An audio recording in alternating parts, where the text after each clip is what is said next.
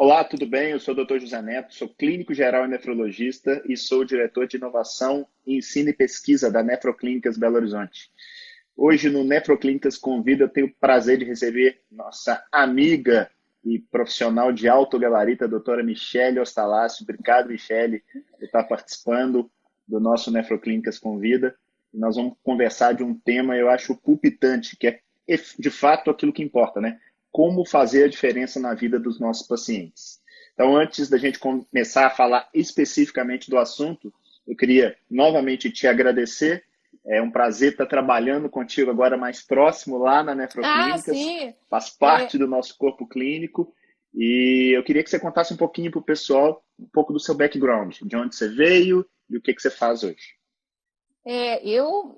voltando aí à primeira parte da sua fala, eu me sinto realmente privilegiada, né, de fazer parte dessa equipe, né, que tem um projeto realmente inovador, né, que com foco no paciente renal e suas particularidades, né, com uma equipe multidisciplinar, muito diferenciada. Então, eu me sinto muita vontade e particularmente muito feliz de estar com vocês na Nefroclínicas, né?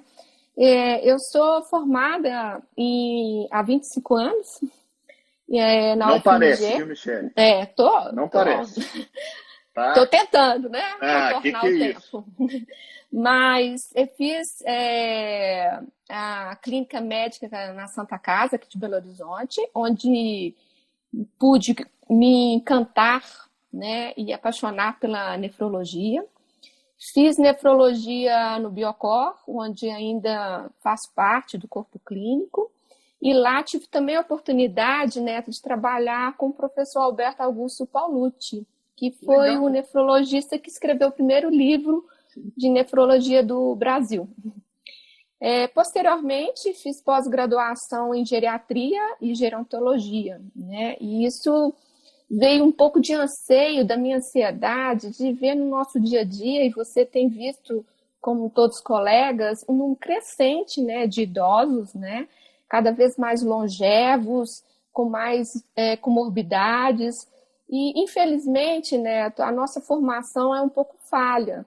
Eu não sei se você sabe, apenas 5% das faculdades de medicina tem a geriatria como matéria obrigatória. Então, é notório que o mundo inteiro está envelhecendo, né? Uma velocidade que impressiona todos nós, né?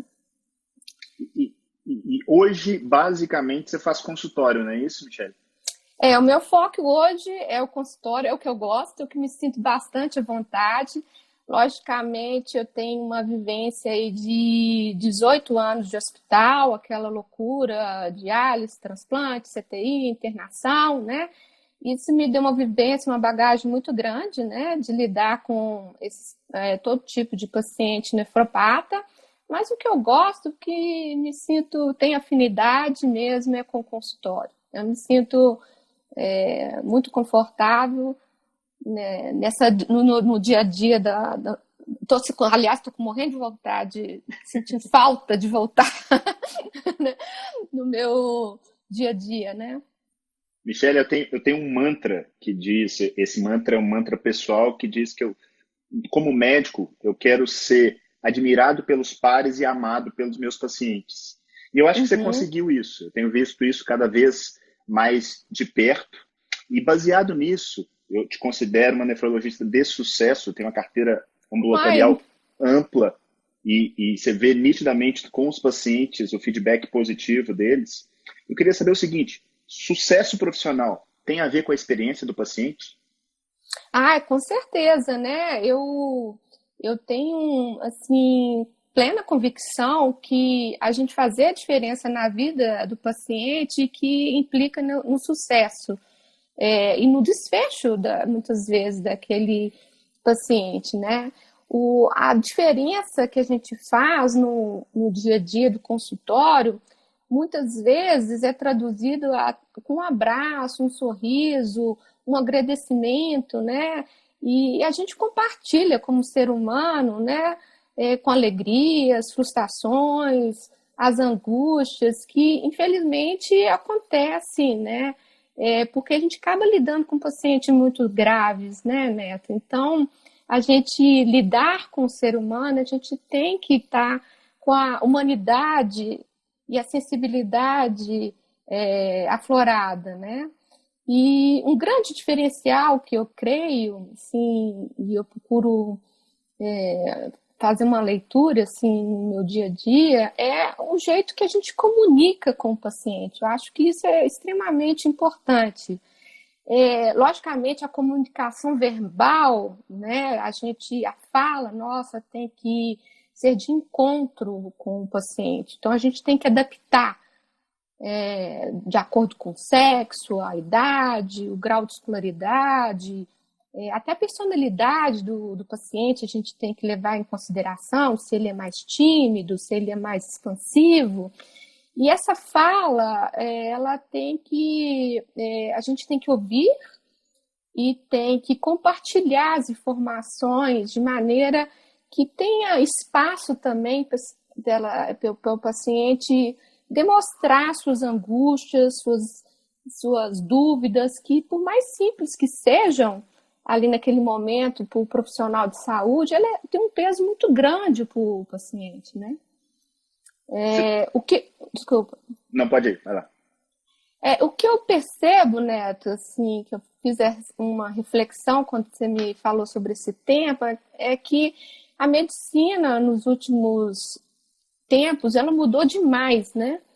E a gente tem um volume de informação e de uma velocidade tão incrível e que a gente não imaginava até há 10, 20 anos atrás, né? Então, o nosso perfil técnico foi muito aprimorado, né? A gente tem acesso a artigos, publicações a tempo a hora, né? E o famoso Dr. Google, em termos de... sem sair de casa, né? Isso me lembra na época que eu formei, né? Eu acho que... não sei se você pegou essa época, né? Mas a gente, para consultar um artigo, eu tinha que ir na biblioteca... solicitar um horário com uma bibliotecária. Então, ou seja, o conhecimento técnico nosso melhorou demais. Mas isso, por outro lado, levou, eu creio que um certo distanciamento, não social, né, mas um distanciamento das relações humanas. Então, eu vejo que é uma queixa que muitos pacientes falam, que às vezes estamos ficando muito técnicos e deixando o lado da atenção, da empatia de lado. Então, eu procuro, particularmente, principalmente nos primeiros momentos, onde a gente tem um vínculo maior, da gente focar não na doença, né? Na pressão alta, na diabetes, na infecção, mas no doente. Aquele indivíduo com pressão alta, com diabetes, né? E a gente tentar entender não só aquele sintoma e aquela queixa física, mas aonde isso se reflete, né, nas suas condições humanas, sociais, emocionais. Eu acho que a gente tem que abordar o paciente como um todo, e isso eu acho que está na alma da nefroclínica, né? E isso eu acho que faz toda a diferença. Na verdade, eu vou te falar o seguinte: quem está entrando agora, a live vai ficar salva. Essa primeira fala da Michelle para mim, fala aí de 3, 5 minutinhos, vale a live. Para mim, você deu literalmente, assim, você conseguiu expressar de forma sucinta aquilo que efetivamente não só o Neto, mas a Nefroclínicas nasceu com essa alma, com esse DNA. Eu falo que é muito simples, Michele. As pessoas, elas querem basicamente duas coisas na vida. Quando eu falo das pessoas, estou falando principalmente dos pacientes. Eles querem viver mais e querem viver melhor. Então, eles não estão interessados se a pressão está boa, se a proteína está alta, se está baixa. Eles querem viver mais e viver melhor. Então, essa parte técnica, ela não pode ser alicerçal necessariamente. Ela tem que vir atrás de um pano de fundo, onde está o João, a Maria, a Joana. E você começou, e eu queria dissecar um pouquinho dessa sua fala, falando a respeito da comunicação não verbal, que é algo que eu acho que tem que ser muito trabalhado, porque nós, médicos, Pelo menos eu nunca fui ensinado. Eu aprendi isso nos últimos anos lendo de curioso, porque a gente acha que a gente já nasce sabendo isso. E tem muita técnica por trás disso. Coisas do tipo um sorriso, receber na porta, um abraço, apesar de em época de pandemia isso tá mais complexo, né? É, Mas não sei como é que jogar eu vou fazer, porque eu adoro abraçar, adoro compartilhar, né? Mas a comunicação não verbal, ela faz parte, né? E a gente tem que prestar atenção nessa comunicação do paciente, né? O jeito que ele entra, o tom de voz, os gestos, a expressão facial dele nos vai dar muitas informações, né? E a gente tem que meio que policiar as nossas também comunicação não verbal consciente. Então, o simples ato de sorrir já abre portas, né? ah, E sorrir é contagiante. E eu acho que, além de sorrir, a gente tem que prestar atenção e olhar para o paciente, né? Então, eu sempre me policio para olhar o menos possível para o computador, para o prontuário, e estar com aquela atenção plena ao paciente, às suas queixas, né? Gestos simples como se aproximar, um leve toque, isso também eu acho que aumenta muito a adesão e desfecho final. E isso é tão importante porque a gente acaba pensando como a gente gostaria de ser tratado ou um familiar ser tratado. Se a gente encontra do outro lado um profissional da área de saúde com expressões neutras, não pouco empáticas, né? Com certeza não vai ter um vínculo legal, né? E a gente não vai ver aquele paciente que vai pipocando de consultório a consultório, né, com múltiplas queixas, porque não teve essa conexão, esse vínculo de forma forte, né? Que eu acho que os primeiros contatos que são muito importantes para essa área, né? Lógico que aqui, Neto, a gente está falando dos nossos pacientes crônicos de ambulatório, a gente não está falando de um quadro agudo no pronto-socorro, com arritmia e infarto. Ali a prioridade é a manutenção da vida, né? Mas, lógico, com cordialidade, né? A gente tem que ter sempre, mas a comunicação não verbal, ela é mais inconsciente. Então, ela reforça o que a gente está falando e ela, às vezes, contradiz o que a gente fala. Então, se a gente está falando assim, não, vai dar tudo certo, com a cara péssima, né? É lógico que a mensagem vai ser mais da nossa expressão, dos nossos gestos, né? Acho muito importante a gente estar sempre atento a esses detalhes que vão fazer diferença na abordagem do nosso paciente. E entender que cada um é único, né, Michele? Você comentou bem, eu acho que cada um vai ter sua peculiaridade, talvez um goste mais de uma brincadeira, o outro seja mais restrito, mas no fundo, eu acho que tudo começa com essa comunicação não verbal e com escuta ativa, né? Com aquela escuta, minha mãe falava muito, né? Você tem 2 ouvidos e uma boca, fala menos, escuta mais, e realmente minha mãe é uma mulher muito simples, mas que foi muito sábia. E você sabe que eu gosto muito de ciência e muita gente vê ciência completamente desconectada desse trato da relação médico-paciente. Antes de conversar com você, eu já tinha feito uma revisão a respeito do tema, eu fui rever isso ontem. Tem randomizado mostrando para mim o óbvio de que coisas como sorrir melhora o desfecho clínico, né? Uhum. Melhora o desfecho final. Então, e aquela coisa, né? Não precisaria nem de estudo para isso, porque afinal de contas, mal definitivamente não vai fazer. Com Michele, certeza. Eu sei que você gosta muito e você tem uma facilidade muito grande de relacionamento de equipe. Uhum. E eu encontrei na minha caminhada durante muitas vezes uma equipe multiprofissional, mas que ela estava lá e definitivamente ela não funcionava. Você tinha a enfermeira, você tem a nutricionista, você tem o médico, mas definitivamente eles não conversam entre si. E foi algo que, desde cedo na Nefroclínicas, a gente enxergou a necessidade desses profissionais caminharem juntos, o psicólogo, o nutricionista, o enfermeiro, o médico, em prol de um bem maior que é o paciente. Essa visão que eu tenho é a que você tem e mais. Como é que você vê isso na sua prática clínica? Eu acho que isso é de extrema importância porque todos da equipe multidisciplinar, ela tem que ter aquele sentimento de pertencimento, né? Que elas estão ali para fazer a diferença, né? Que não tem um mais, outro menos, né? Que todos são igualmente importantes e têm um papel na acolhida e no desfecho daquele paciente. Então, eu acho que é muito importante a gente valorizar o papel dos nossos colaboradores, né? Porque eles somente vão agregar e fazer a diferença ao paciente quando eles sentem parte dessa equipe. Se eles não sentem parte disso, apenas como um apêndice, isso não vai funcionar, né? Então, a gente também tem que sorrir para os nossos colaboradores, também saber como é que eles estão, as suas dificuldades, e ter um contato próximo e um fluxo de conversa sem rodeio, digamos assim, né? Sem brios e sem não me toques, digamos assim, traduzindo, né? Então, isso a gente vê bem lá na Nefroclínicas, né?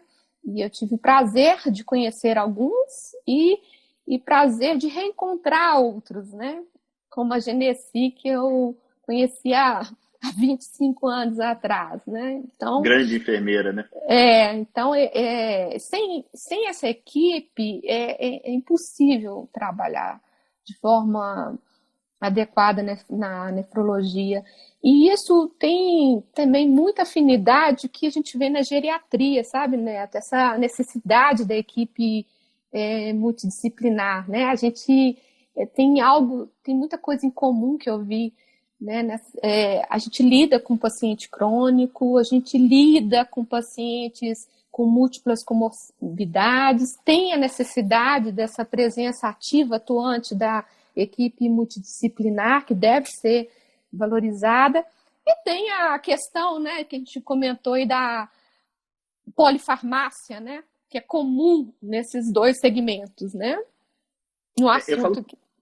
Infelizmente, eu acho que nós médicos, nós somos criados sempre tratando ponta de galho, né? Desde a época de faculdade, nos congressos, você tem hipertensão, você vai dar um remédio, se não deu certo, você dá o segundo, se não der, você aumenta a dose. E doença crônica acontece muito isso. E aquelas coisas que eu chamo do quebra-cabeça da saúde, que é a nutrição, a saúde mental, o sono, o movimento. As pessoas valorizam, mas acham meio que óbvio, né? É coisa assim, você precisa emagrecer. Ou para de fumar. Se as pessoas efetivamente não tiverem, e eu falo aqui, os profissionais não tiverem uma postura ativa, e aí a gente precisa do nutricionista, do psicólogo, da assistente social, da enfermagem, essa engrenagem funcionando muito bem. E uma coisa que você falou, trabalhando de forma horizontal, né? Não tem aquela posição de o médico está numa posição superior. Não, pelo amor de Deus, está todo mundo no mesmo barco em prol de um bem maior, que é o sucesso com os nossos pacientes, que felizmente eu tenho visto com muita felicidade acontecer ali dentro. Vamos esperar para que essa pandemia nos deixe voltar mais rápido. Semana que vem já voltam nossos atendimentos. A gente, pelo menos em parte, né, eu estava sentindo falta daquela movimentação ali. Ô, Michele, a gente trata muitos pacientes potencialmente graves. Eu vou usar aqui o protótipo maior, que é o doente renal crônico, que às vezes ficam anos conosco, e eu vejo, às vezes, um modo de levar essa informação junto ao paciente de uma maneira pouco clara. Os pacientes, de repente, eles se veem precisando fazer diálise, precisando fazer transplante. Como é que você vê essa questão? E eu sei que você gosta do tema dessa comunicação de más notícias. Como é que você faz para, por exemplo, principalmente um paciente que você já acompanha, como é que você prepara esse paciente para uma possibilidade de terapia renal substitutiva? O paciente que tem insuficiência renal crônica, né, se a gente consegue, tem essa referência precoce, que isso é um problema de saúde pública mundial, né, a referência tardia, né, mas se a gente consegue ter inícios mais precoce, essa abordagem, a gente, ao longo do tempo, a gente vai conseguindo, de forma gradual, envolver ele no próprio tratamento dele, ele se tornar um ator ativo no seu tratamento e informar ele de todos os passos e antever alguns passos que podem ocorrer na sua evolução. A insuficiência renal crônica, ela sempre foi muito temerária, né? Muitas pessoas ainda têm aquele temor, horror da hemodiálise, a diálise peritoneal, como se fosse uma sentença de morte, né? Muitas vezes, e isso não é o verdadeiro, né? Então, nós, no dia a dia, a gente procura reforçar os mecanismos que a gente tem para evitar esse declínio rápido da função renal e prevenir esse desfecho, né? Mas quando esse desfecho chega, né, a gente acolhe, a gente tenta ouvir as dúvidas, os anseios e dar alternativas e mostrar que a coisa não é tão feia assim, né? Que a gente tem possibilidade de ter ganhos e qualidade de vida também em hemodiálise, futuros transplantes. Então, a gente abre um leque de possibilidades, não fecha o leque, né, de desfecho ruim, né? A gente também tem que ter esse apoio, né, da equipe multidisciplinar, porque isso vai ser, logicamente, encarado de forma mais suave, e da família. Eu acho muito importante envolver a família nesse contexto, né?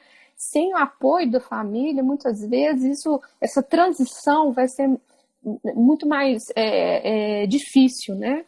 E por isso, assim, que eu sempre peço para o familiar vir, para a gente conversar, a gente tentar entender o contexto daquela família, né?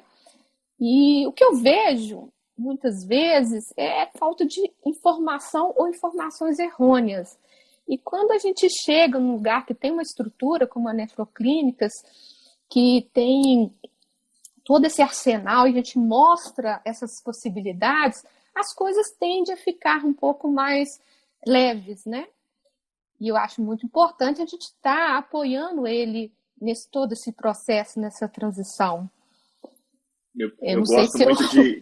Eu gosto muito de usar a analogia que é o seguinte: as pessoas têm esse preconceito da terapia renal substitutiva, mas normalmente eles não conhecem, tá? É como se eu estivesse no alto do pico, eu estou vendo do outro lado, porque a gente mexe com isso todo dia, e eu acho que a gente tem que despertar na pessoa que, caso chegue esse momento, existe sim vida do outro lado da montanha, né? Essa pessoa ela pode ter uma família, ela pode viajar, ela pode continuar trabalhando, ela pode cuidar dos filhos, tudo isso é possível. Agora eu queria dar um passo atrás e aproveitando uma pergunta que o Fernando fez aqui. Ok, a gente chegou num ponto onde alguns pacientes vão acabar chegando, mas antes disso existe uma possibilidade da gente tentar retardar a progressão da doença renal crônica. Como é que você vê esse tratamento da prevenção, da importância do tratamento conservador e o que você usa no seu dia a dia para tentar ajudar no retardamento da progressão da doença?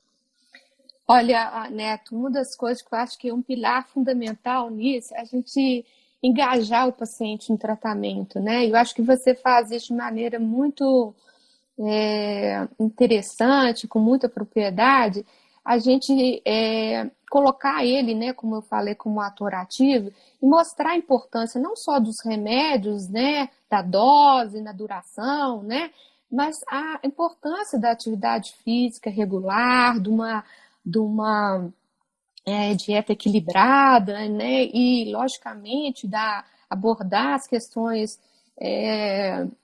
emocionais, da saúde mental, isso tudo tem um impacto muito importante, a gente pode retardar bem a evolução, né?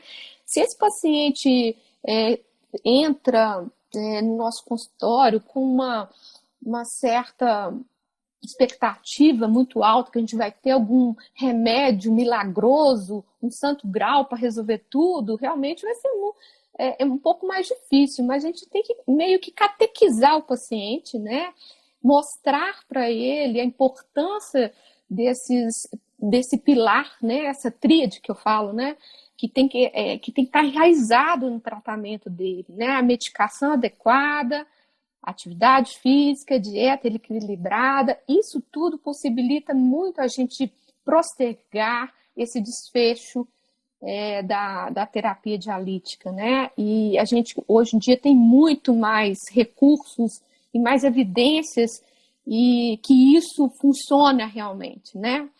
E sabe, eu fico muito feliz quando eu tiro o remédio, né, e a função renal melhora. Isso aí eu adoro, sabe? Porque a gente vê que essa cultura de remédio, né, muitas vezes aquela pressão muito baixa no idoso, ele tem hipotensão postural, dá um hipofluxo renal e o rim está ruim e a gente tira remédio e melhora o rim. E o paciente fica tão feliz, a gente fica mais feliz ainda. Tá vendo? O rim não normalizou, mas a gente conseguiu melhorar ele, né? Então a gente compartilha com ele isso, né? E às vezes medidas simples, né? São um reajuste de remédios, né? E eu vou te falar que nesses últimos 6 anos eu mudei muito minha abordagem dentro do consultório. E se eu for levantar aqui duas causas que efetivamente mudam a vida dos pacientes, uma é a desmedicalização. E eles não melhoram só o rim, não, eles melhoram o paciente. Tudo, Idoso, né? É Tudo. impressionante, às vezes, a melhora.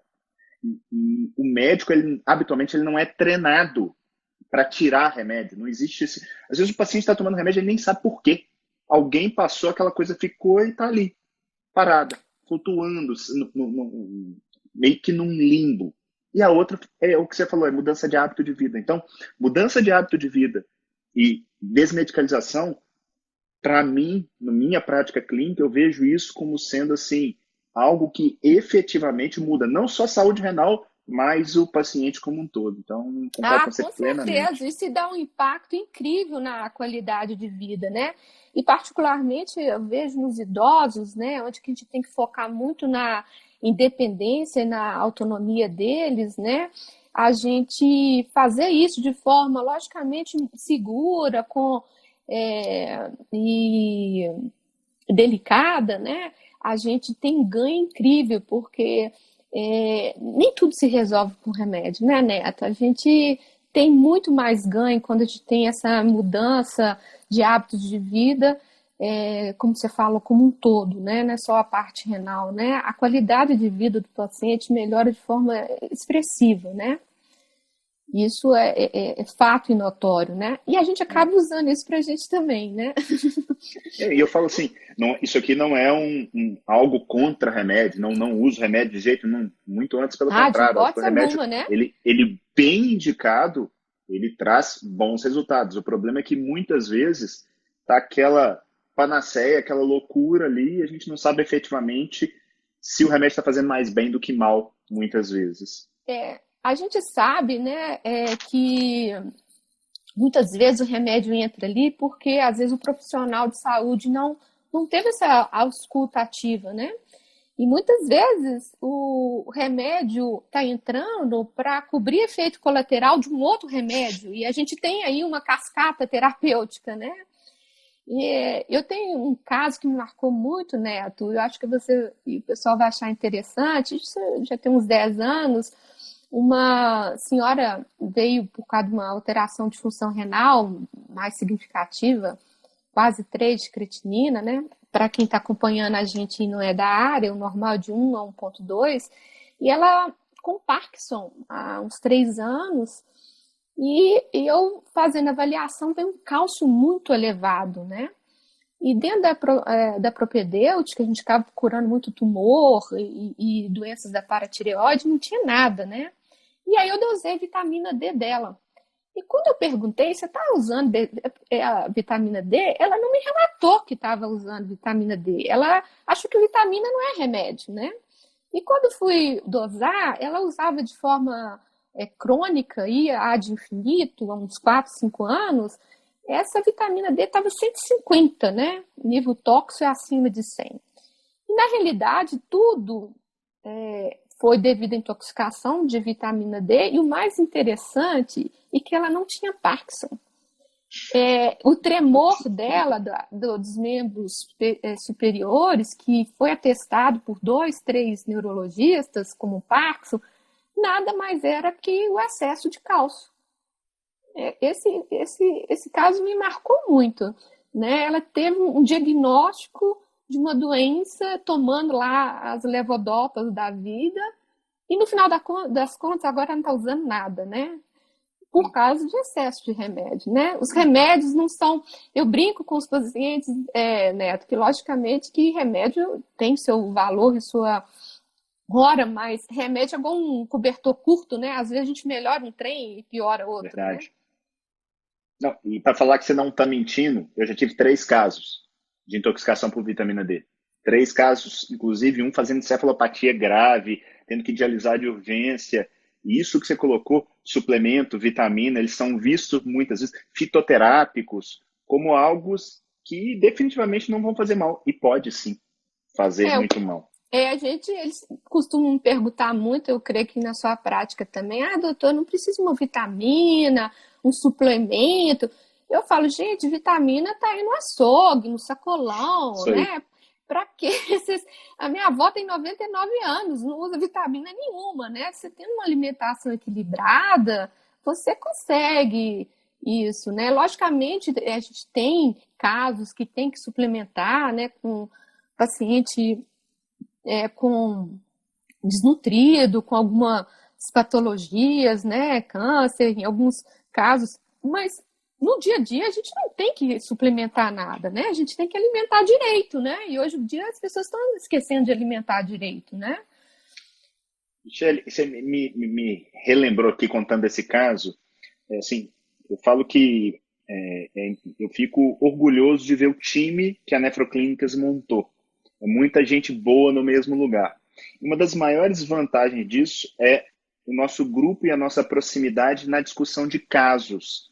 E você, vira e mexe, aparece com um ou outro caso um pouco mais complicado. Eu queria que você colocasse como que essa troca de informação num grupo, num mastermind, vamos dizer assim, como é que isso tem ajudado na sua prática clínica e acaba espectrando no próprio paciente?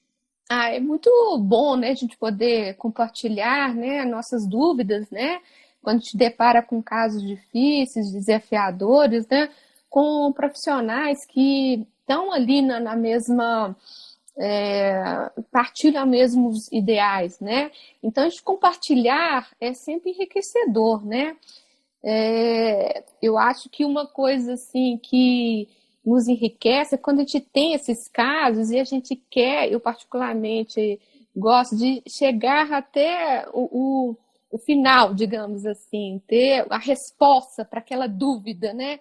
E, e eu vejo muitas vezes os pacientes indo de médicos em médicos porque dá trabalho muitas vezes, né? A gente tem que lançar de recursos que a gente não tem no dia a dia, né? Mas é muito enriquecedor, a gente aprende muito, né? E eu falo, Neto, quando estou diante desses casos mais complexos, o paciente, olha, eu não sei que você está, qual que é o seu problema. Eu tenho que estudar, eu tenho que conversar com colegas, eu tenho que ligar para o patologista, eu vou trocar informações. Quando eu tiver uma resposta melhor, a gente vai conversar. Eu acho que a gente ser franca e compartilhar nossas dúvidas também é um diferencial para o paciente, né?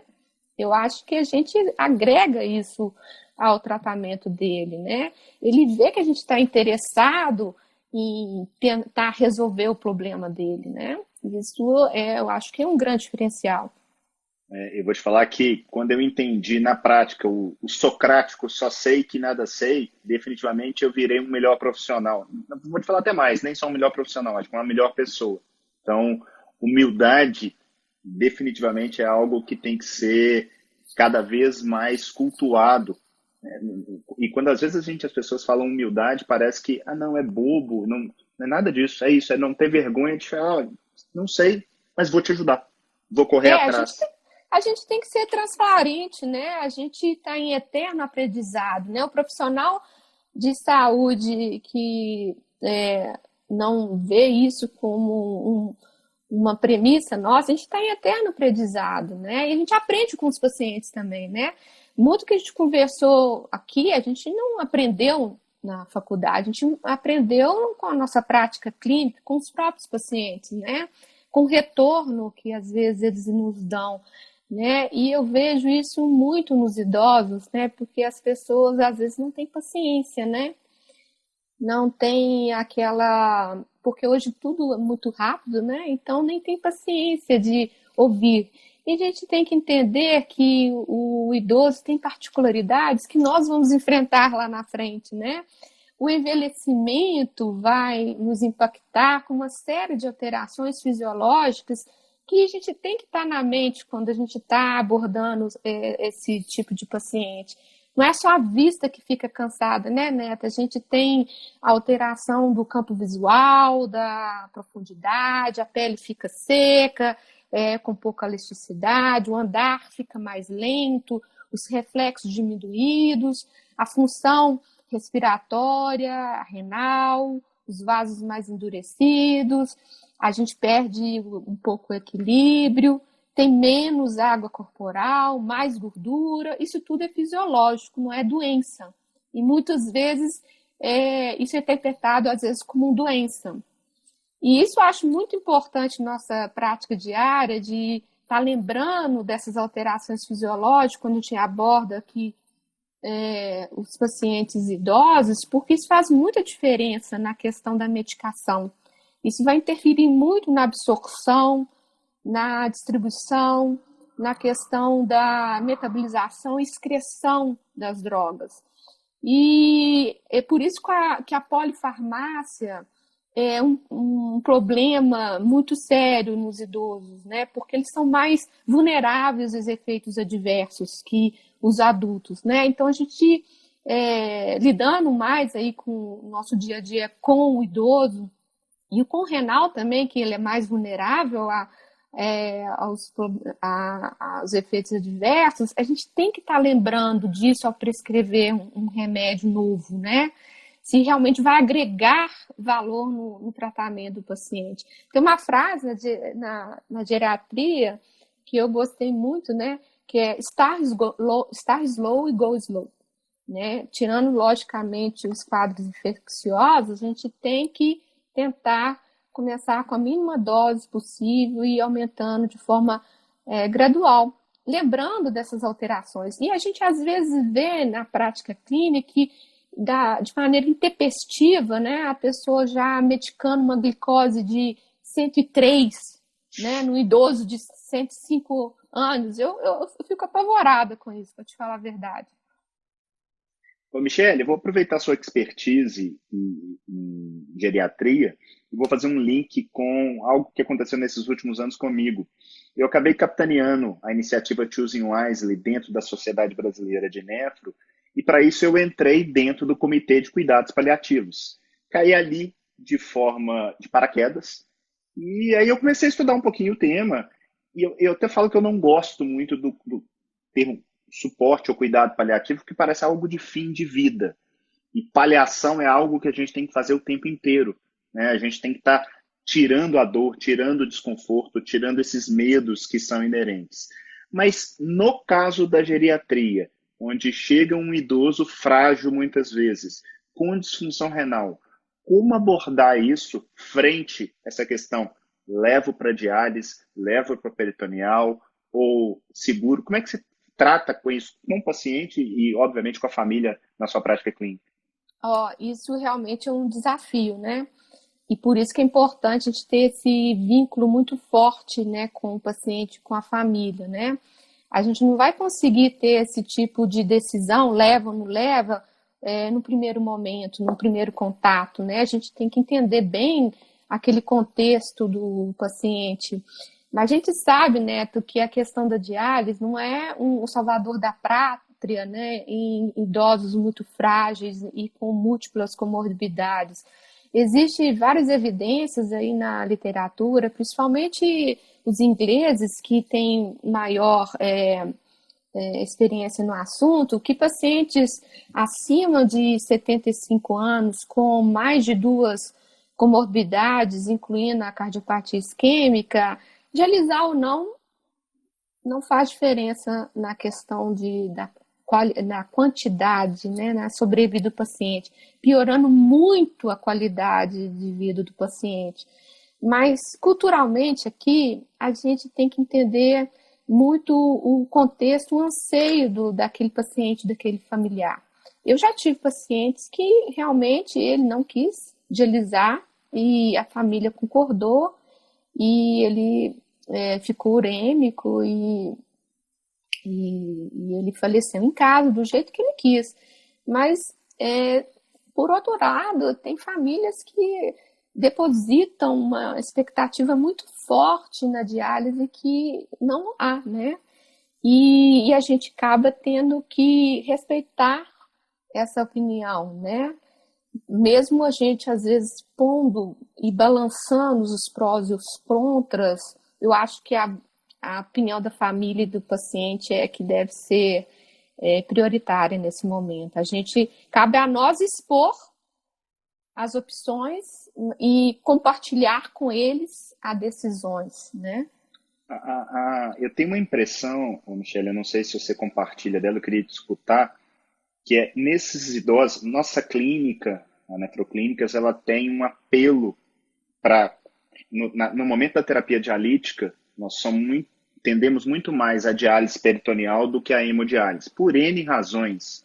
E talvez uma das principais seja qualidade de vida relatada pelos próprios pacientes, não só os nossos, mas da literatura como um todo. E nessa situação, principalmente do idoso, que talvez exista ainda existe um despreparo, isso eu acho que é muito do latino também, do brasileiro e tal. Você vê a diálise peritoneal nessa situação talvez como menos agressiva e principalmente se feita de forma incremental do que a hemodiálise? Eu sou fã da diálise peritoneal em todas as situações, Neto, então eu sou suspeita para falar. Eu também. Então, eu acho que ela tem que, né? Eu sou fã da diálise como primeira opção dialítica, né? Logicamente, por aqueles fatores a gente sabe que de preservação da função renal, residual e tudo, mas assim, a qualidade de vida é muito superior, né? Então, eu acho que a gente sempre tem que tentar, né? Logicamente, tem alguns pacientes que não têm o perfil, né? Mas, especialmente no idoso, é muito mais interessante, porque a gente evita a questão dos deslocamentos, que muitas vezes é complexo, é doloroso os pacientes. A gente trata na sua casa, com todo o apoio e o aparato familiar.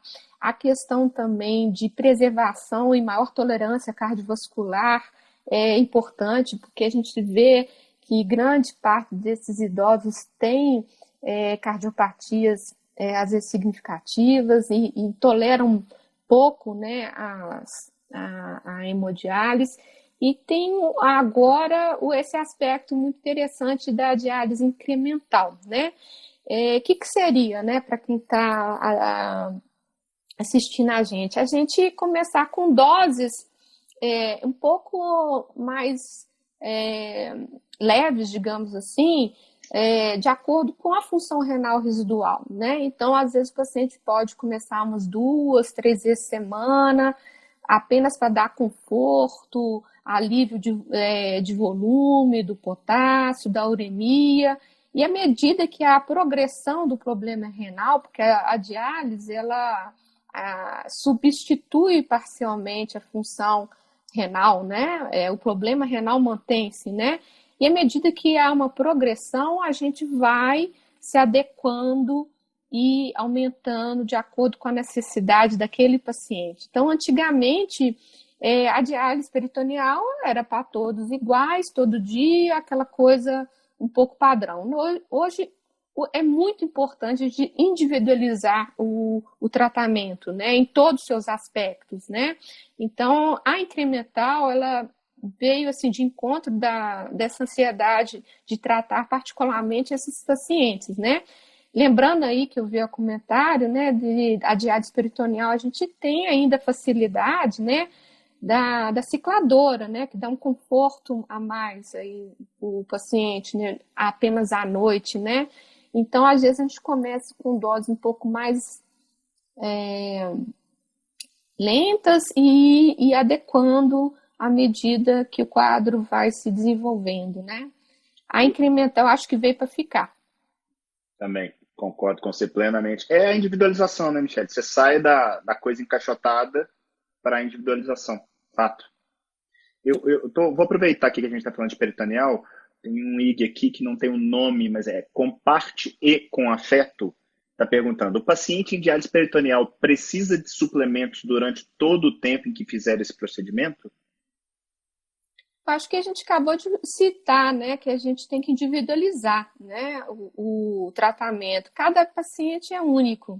A gente não pode estatizar e rotular ninguém, né?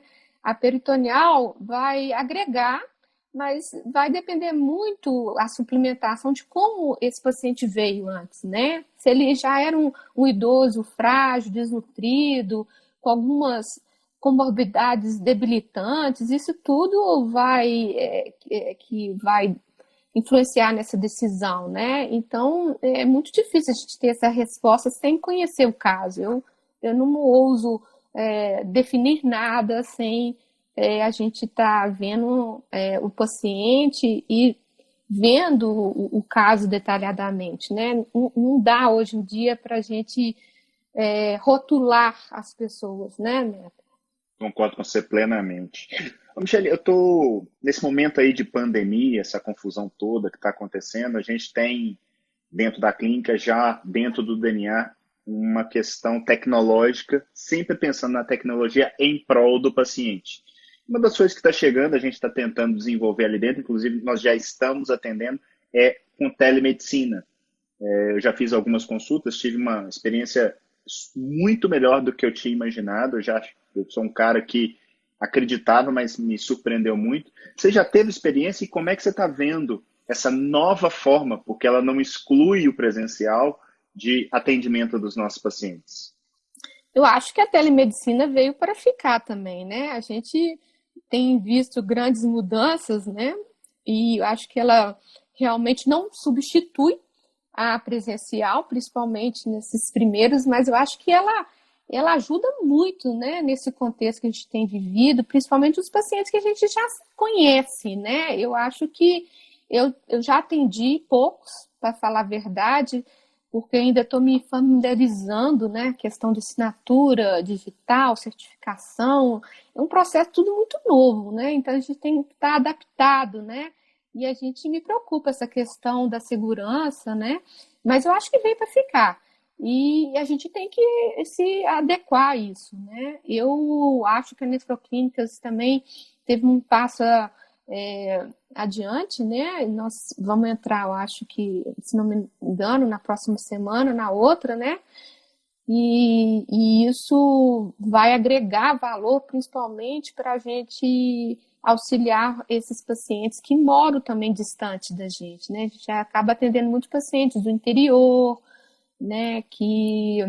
Ou pacientes mais debilitados, que têm dificuldade de comparecer, né? Eu estou me adaptando, mas eu É isso acho aí. que que veio para ficar também, né? Mas eu vou sentir falta, viu, Neto, de abraçar, de compartilhar. Eu tenho que me conter um pouco, né? Porque eu Mas eu vou te acho falar que que eu acho que isso nunca vai acabar, Michele. Definitivamente isso eu enxergo como sendo mais uma pecinha do quebra-cabeça para ajudar no contato, muitas das vezes distante que nós temos. Porque tecnologia, ela não. Eu vejo muitos colegas olhando ela com um olhar pejorativo, como sendo algo que vem para substituir o médico. Cara, a tecnologia vem justamente para fazer com que nós possamos ser aquilo que a gente faz bem, que é ser gente. Isso não tem robô que substitua. Só que a gente, nos últimos anos, maquinizou, né? A minha impressão é que tem muito profissional de saúde que virou um grande robô. E se você perdeu a sua posição para a tecnologia, você merece perder. A Então, gente viu, a gente tem visto isso, né? A gente hipertrofiou muito a questão técnica, né? E a tecnologia facilitou muito isso, né? A gente tem que estar constantemente adequando, mas eu acho que ela veio com mais uma ferramenta para agregar, né? Nunca substituir, né? Assim como as lives vieram para agregar para a gente, né? Que não só momento de diversão, mas conhecimento, oportunidade de troca, experiência. A gente está vivendo num mundo muito dinâmico e a gente não pode engessar as possibilidades terapêuticas de comunicação, né? Eu lembro que o e-mail veio também numa época, né, que era uma novidade, né? Depois a gente teve a questão do Zap, né? E a gente agora quase não vive sem ele também, né? Eu acho que a telemedicina é mais uma maneira da gente agregar valor à nossa terapêutica, né? Eu acho que não tem volta, né? A gente apenas acelerou um processo com essa pandemia que já estava meio que arrastado há algum tempo, né? Eu acho que veio para somar também. como eu te falei, ia passar rápido. Nós já estamos caminhando aqui para os últimos Pois é, minutos. foi rápido mesmo, né? Te disse que é muito gostoso esse nosso É, bate-papo aqui. Espero que você tenha gostado tanto quanto eu. não, gostei demais. Isso Eu é queria te muito dar interessante. um feedback pessoal. Eu faço lives com frequência, inclusive nesse formato de estar trocando ideia com algum profissional, e é difícil ver tanto carinho igual você recebeu aqui hoje. É Ah, difícil ver obrigado. uma profissional tão valorizada pelos seus pacientes como eu vi aqui acontecer nessa live. Então, assim, na hora que eu te convidei e que, graças a Deus, você aceitou, eu acho que eu acertei no tema para ti, Ah, porque foi muito oportuno, né? eu queria Esse feedback terminar. é muito importante, né? Eu me sinto muito com aquela sensação, assim, quando a gente vê esse retorno de dever cumprido, né? Que a gente está fazendo o nosso melhor, né? Isso é muito gratificante, né? E foi uma estreia, né? Você me estimulou muito, né? Estou gostando muito das suas lives, né? Tem Que sido bom. muito de grande valia, né, para o meu aprendizado, né? A gente está sempre aí tentando aprimorar, né? Não. Então, eu queria, assim, fechar te agradecendo. Foi sensacional. Basta depois você dar uma olhada aí com calma nos comentários. Muito, muito, muito, muito elogio. E eu tenho certeza que isso não é de graça. E eu queria terminar te dando a palavra para você falar o que você quiser, mas eu queria terminar com uma pergunta. Como fazer a diferença na vida do seu paciente? Porque você está conseguindo. Ah, eu fico grata, né, de poder ter esse feedback. Eu acho que isso eu acho que tá no cerne de ser médico, né? Se a gente não tem essa preocupação e esse gosto de fazer diferença na vida do outro, é, muitas vezes a gente não vai ser um profissional. é, não estou falando de sucesso financeiro, mas de sucesso pessoal, né? De retorno, né? De dever cumprido, né? Porque é muito bom a gente fazer aquilo que a gente gosta, né? Que a gente sente prazer, a gente sente afinidade, né? E isso fazer diferença na vida das pessoas, dos meus pacientes, é o que me motiva, né? Tá sempre estudando, aprimorando, correndo atrás e vendo o que eu posso fazer a mais, né? Porque é o que eu penso que eu gostar, do jeito que eu gostaria que ser tratada, e isso é que faz a diferença da gente lidar com um ser humano, né? A gente lida com pessoas, né? Não com doenças, né? Perfeito. Perfeito.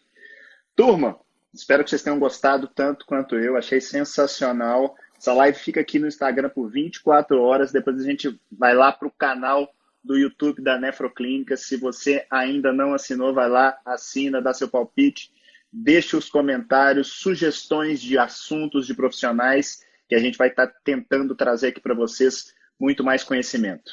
Michele. Muito obrigada, Neto. Adorei, fica com Deus. Viu? Muito obrigado. Eu que tenho que agradecer. Se Deus quiser, obrigado por fazer parte do time Nefroclínicas. Abraço. Tchau, tchau. Beijo. Valeu. Tchau, tchau. Tchau, turma. Boa noite para vocês.